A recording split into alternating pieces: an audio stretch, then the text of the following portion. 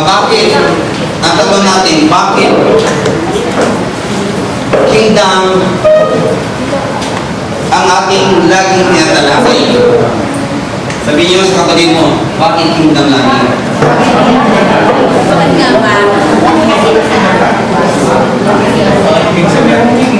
So, bakit nga ba? Alam niyo, ang kingdom ng kapatid, hindi ko kayo may lagi itong paulit-ulit na marinig nyo. Bakit paulit-ulit natin marinig ang kingdom? Kasi yun po ang prophecy ng banal na kasulatan. Sabi nyo, ito palang prophecy ng Panginoong Jesus. May propesya ang Panginoong Jesus, ang ating hari, sa banal na kasulatan. At ang propesya niya, ang nabulaan niya, kailangan mangyari at pagganap. Basta ba? Amen? Lalo na ang Panginoong Jesus ang nag-prophecy. Amen? Ano po yung pastor, yung prophecy ng ating hari, ng ating Panginoong Jesus? Ang sabi niya, this gospel of the kingdom will be preached into all the world as a witness unto all nations, then the end will come. Tama po yung mga pastor, mga Christian leaders? Yun po ang prophecy ng ating hari. Now before the end will come, before the second coming of Jesus Christ on this planet Earth, ang final event, final, masabi ko yung final prophecy ng ating Panginoong Jesus. Sinasabi kong final kasi before that, marami pang prophecy na before that. Mayroong lindol, mayroong kagutom, magkaroon ng mga reliyon, at etc. na.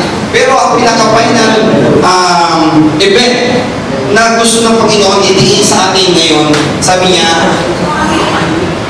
this gospel, anong gospel? Ang gospel of the kingdom. Ang mabuting balita ng kaharian. Kailangan, sabi niya, kailangan ipangaral. Amen? This gospel of the kingdom shall be preached into all the world as a witness unto all nations, then the end will come. Kaya, yamang ito'y nasulat at nahulaan ng ating hari bago siya dumating dito sa lupa for the second time, bago na tapusin ang takbo ng sanlibutan ito, pamamahala ng taong mga kasalibutan, makasalanan, pamamahala ni Satanas, pamamahala ng reliyon, bago niya matapos ang term ni Satanas dito sa lupa, ang term ng masasamang tao dito sa lupa, ang term ng mga nasa pamunuan, nasa gobyerno, mga pulis, at lahat ng tao na masama, bago tapusin ang Panginoon at kanilang term, kailangan, sabi ng Panginoon, kailangan ipangaral ang mabuting balita. Amen? Anong mabuting balita? Ang mabuting balita, walang iba kundi ang kaharian. Kaharian. Sino yung kaharian? Ang kaharian ng Diyos ay mabuting balita. Wala na ibang mabuting balita kundi yung kaharian ng Diyos na pinapangaral ng Panginoong Jesus na dumating na rin sa lupa. Amen. Kaya mabuting balita sapagkat yung kaharian ng Diyos sa langit na inasamasang natin ay dumating na pala sa lupa. Amen? Kaya kung dumating na sa lupa yung kaharian ng Diyos dito sa lupa, kaya mabuting balita, good news. Amen?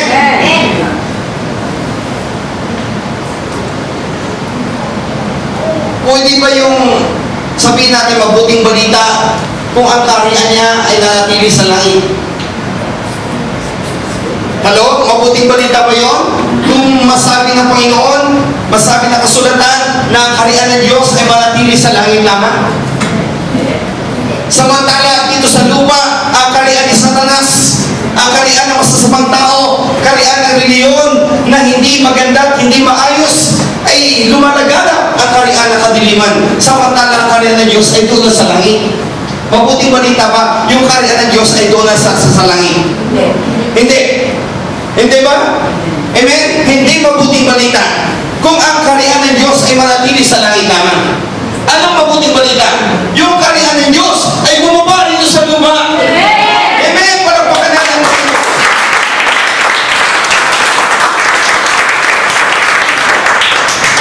Si Jesus Christ bilang hari dumating na sa lupa. Good news. Ang hari ng mga hari, ang Panginoon ng Panginoon ay dumating na rito sa lupa para tapusin niya ang kaharian ni Satanas.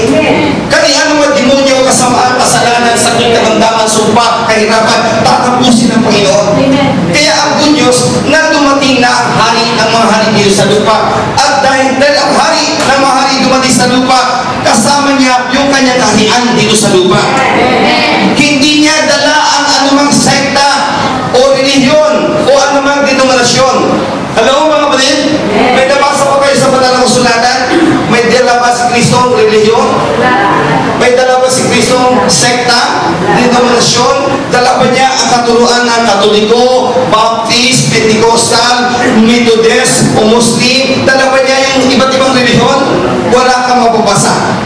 Ang nababasa natin, si Kristo ipinanganak na hari. Amen? At dahil siya ipinanganak na hari, ang gusto niya dalhin dito sa lupa, yung kaharian niya sa langit, dalhin niya dito sa lupa. Kaya, good news, mabuting balita.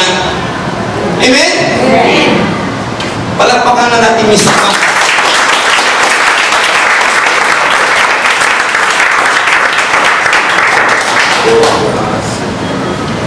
Kaya yun ang paulit-ulit nyo na mapakinggan. Mula nang dumating sa amin ang revelation ng kingdom, ay hindi po kami nagsawa na basahin, pag-aralan, ipangaral, ipamumuhay ang kaharian ng Diyos sa lupa.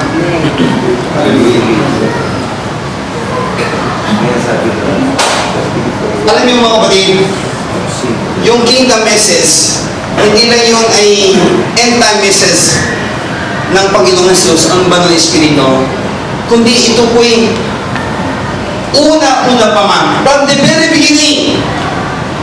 Sabi niya, from the very beginning. Ito pong kingdom of heaven on earth. Kingdom of God on earth. From the very beginning. Ito pala ay plano ng Diyos.